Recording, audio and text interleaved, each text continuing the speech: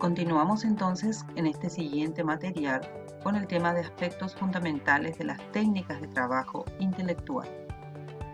Los aspectos de importancia en este tema en particular consiste en diferenciar bien las facilidades de estudio y los métodos de estudio en sí.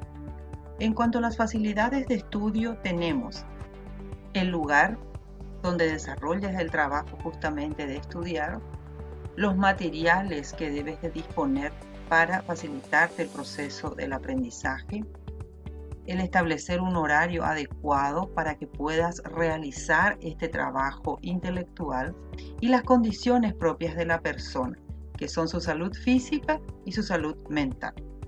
En cuanto a los métodos de estudio que en otra cápsula vamos a estar desarrollando, brevemente citamos sus partes fundamentales: la prelectura, la lectura, la síntesis, la memorización, el repaso y la autoevaluación. En cuanto a las facilidades de estudio, como habíamos mencionado justamente, el lugar es fundamental para que puedas desarrollar adecuadamente el proceso de trabajo. Siempre ha de ser el mismo lugar, de ser posible, y dedicado exclusivamente al trabajo de estudiar. El estudiar cada día en lugares diferentes hace que disminuya el rendimiento, favorece la distracción, retarda la concentración e impide el verdadero hábito de estudio. Es bueno un lugar de estudio para cada persona. Si hay que compartirlo, conviene entonces distribuir el tiempo para no coincidir con otras personas y no estudiar frente a frente con la otra persona. Tanto el lugar como el material de estudio ha de estar en orden. Esto implica que cada cosa ha de estar en su sitio y debe haber un sitio para cada cosa, de manera que todos los materiales puedan encontrarse con facilidad y no te tomes el tiempo que debes dedicar al estudio a estar ordenando la mesa o estar ordenando la biblioteca. Para evitar interrupciones, hay que tener a mano todo aquello que se vaya a necesitar durante la sesión de estudio. En cuanto a las condiciones ambientales, la iluminación debe ser la suficiente. La más adecuada, por supuesto, es la luz natural, pero si ha de ser artificial, se debe cambiar la iluminación general de la sala por una local, es decir, utilizar una lámpara de mesa.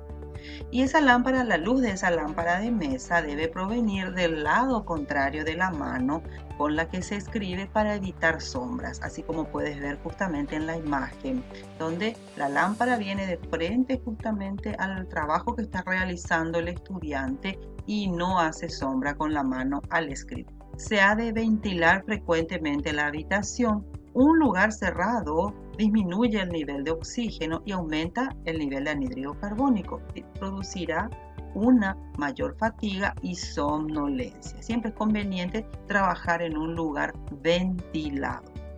Se debe procurar también un ambiente agradable que permita mantener con facilidad la temperatura corporal, ya que demasiado calor incita al sueño y demasiado frío dificulta la concentración. Entonces, estas son condiciones esenciales que debe reunir tu lugar propio de estudio. En cuanto a los materiales, necesitamos tener justamente una mesa que ha de ser amplia, de modo que se pueda colocar sobre ella todos los materiales de estudio que requieras. La silla ha de favorecer la postura erguida. Debe mantenerse la espalda vertical y permitir a la vez el cambio de posición una vez que sientas un poco de cansancio. También es útil disponer de un tablero para recoger anotaciones, cuestiones a recordar, esquemas, utilizar los papelitos que son pegables, ¿verdad? Autoadhesivos. Como ya habíamos mencionado en una cápsula anterior, es importante que todas esas fechas estén siempre a tu vista, de manera que puedas aprovechar mejor el uso de esos recordatorios. Es importantísimo disponer y elaborar unos materiales de estudio propios de carácter personal. En ellos se utilizarán las técnicas como por ejemplo el resumen, el esquema, subrayado, muy reconocidas por su efectividad. ¿A qué se refiere este último consejo? Que cuando estudies lo hagas siempre en el mismo cuaderno o tengas unas hojas que te sirvan justamente como base para realizar tus esquemas, tus resúmenes y que esas hojas puedas tenerlas archivadas. De manera que cuando tengas que hacer tu repaso, simplemente te remitas a ese esquema o a ese, digamos, diagrama que has realizado. La organización del horario de estudio permite el estudio planificado, como ya habíamos mencionado. Nos permite también desarrollar un trabajo constante y sistemático para ahorrar esfuerzos y tiempo y hacer cada cosa a su tiempo y con regularidad. Las condiciones personales. Es importante la práctica de ejercicios físicos que te permitan predisponerte de la mejor manera posible para realizar el trabajo intelectual. Se debe tener también, o el estudiante en este caso, debe tener una cantidad adecuada de horas de sueño. Como habíamos hablado en una cápsula anterior, cuando realizas tu cronograma semanal, recuerda que las horas de sueño son sumamente importantes y se deben respetar. También una buena alimentación equilibrada. El hecho de consumir alimentos, por ejemplo, que sean ricos en carbohidratos o muy azucarados antes de estudiar no es recomendable porque nos predispone, digamos, de una manera poco adecuada para el desarrollo también del trabajo intelectual. También es importante evitar el cansancio intelectual.